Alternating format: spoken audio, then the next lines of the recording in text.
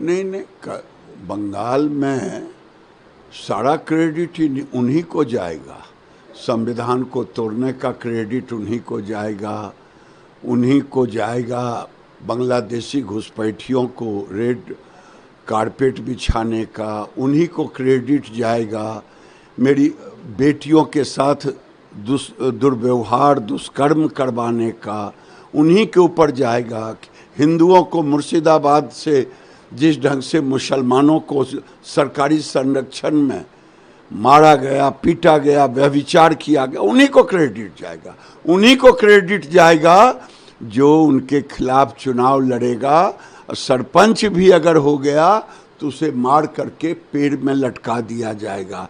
ये उन्हीं को क्रेडिट जाएगा। अमित शाह कह रहे हैं कि इस देश में दो नेता हैं, एम.के. स्टालिन अपने बेटा को सीएम और सोनिया गांधी अपने बेटा को पीएम बनाने के लिए बैठी हुई हैं। हाँ, ये बात सही है। एक नाम छोड़ दिए हैं प्रधानमंत्री ने, स्टालिन अपने बेटे को और सोनिया गांधी अपने बेटे को पीएम। और एक राज्य में हम महाभारत की कथा मुझे याद है कि धृतराष्ट्र एक पात्र थे जो दिव्यांग थे, आंख से अंधे थे, और वो गद्दी पर अपने बेटे को सुयोधन को दुर्योधन बना दिया। लेकिन दुर्योधन कभी गद्दी पर बैठ नहीं पाया। उसी तरह बिहार में भी एक धृतराष्ट्र हैं जो अपने बेटे को गद्दी पर बैठाने के लिए, सीएम बनाने के लिए शेरशाह के मकबरा तक पहुंच गए। अब किस चीज़ के दीवाने हैं? दो दीवाने, सत्ता के दीवाने, जो बिहार में घूम घूम करके कोई एकलव्य खोज रहे हैं, कोई गाली दे रहे हैं। ये राजनीति में शब्दों के चयन का बड़ा महत्व होता है। और लालू यादव जी ने भी कभी शब्दों के चयन पर नहीं जोर दिया, जो मन आया सो कहा। तो बाप पूत प्राप्त थोड़ा कम से कम थोड़ा थोड़ा तो होगा ही। तो तेजस्वी यादव ने उनसे ज़्यादा गालियां देना शुरू कर दी। मैं देख रहा हूं कि ये गालियों का सिलसिला बढ़ता जा रहा है। और जिन लोगों ने केस की है उनको मैं धन्यवाद दूंगा। कम से कम एक रास्ते पर ठहराव तो आए, राजनीति में शुचिता तो हो। और तेजस्वी यादव और राहुल गांधी, ये दोनों झूठ शब्द ने इतनी गलत बयानी कर रहे हैं। चाहे एसआईआर पर हो, चाहे प्रधानमंत्री पर निजी हो, चाहे न्यायपालिका पर हो, प्रधानमंत्री को जितनी गालियां लोग देते हैं, जनता उससे उल्टा आशीर्वाद देता है। मैं आपको बताऊं, श्रीमती सोनिया गांधी ने मौत का सौदागर कहा था। उस समय से नीच कहा गया, नाली के कीड़े कहा गया, क्या नहीं कहा गया।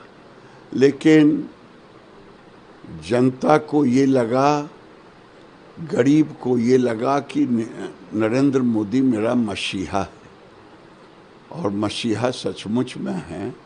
जो काम अब तक नहीं हुआ, 27 करोड़ गरीबों को गरीबी रेखा से ऊपर ले जाना, चाहे पैखाना, शौचालय, पानी, नल जल, गैस का चूल्हा, 5 किलो अनाज, 5 लाख इलाज, जो भी हो, नरेंद्र मोदी को गालियां लोग देने वाले गाली देते रहेंगे और जनता उनको गरीबों की मसीहा समझ करके और उनको मानते रहेगी और उन्हें और ऊंचाइयों पर उनकी ताकत बढ़ते रहेगी। प्रधानमंत्री ने कल बंगाल में कहा कि जो करप्ट लोग हैं, जो क्रिमिनल हैं, वो जेल में होनी चाहिए। लेकिन पहले भी ऐसा देखा गया कि लोग जेल से भी सरकार चला रहे हैं। हाँ, ये जो दो कानून को लोग विपक्षी पार्टियां ये कानून को कह रहे हैं तानाशाह है। क्या तानाशाह है? जेल में रह कर के आप शासन चलाएंगे? मंत्री, मुख्यमंत्री, प्रधानमंत्री तो अपने ऊपर भी लिया है कि अगर कोई 30 दिन जेल में रहता हो तो उसे इस्तीफा देना चाहिए। लेकिन निर्लज्जता की सीमा। ठीक है, अब लालू जी ने अपने परिवार में अपने को सिमटा लिया, ये भी निर्लज्जता है।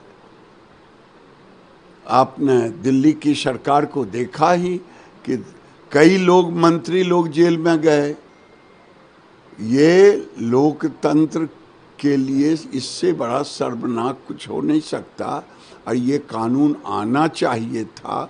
क्यों बाबा साहब अम्बेडकर ने नहीं सोचा था कि लोग इतने निर्लज्ज हो जाएंगे कि जेल जाने के बाद भी जेल से सरकार चलाए? लेकिन उमर अब्दुल्ला कह रहे हैं दादा कि ये जो कानून है केवल अपोजिशन के लिए है, भाजपा के लिए कानून नहीं है। ये तो उनके सिवा और कुछ बोलने का है नहीं।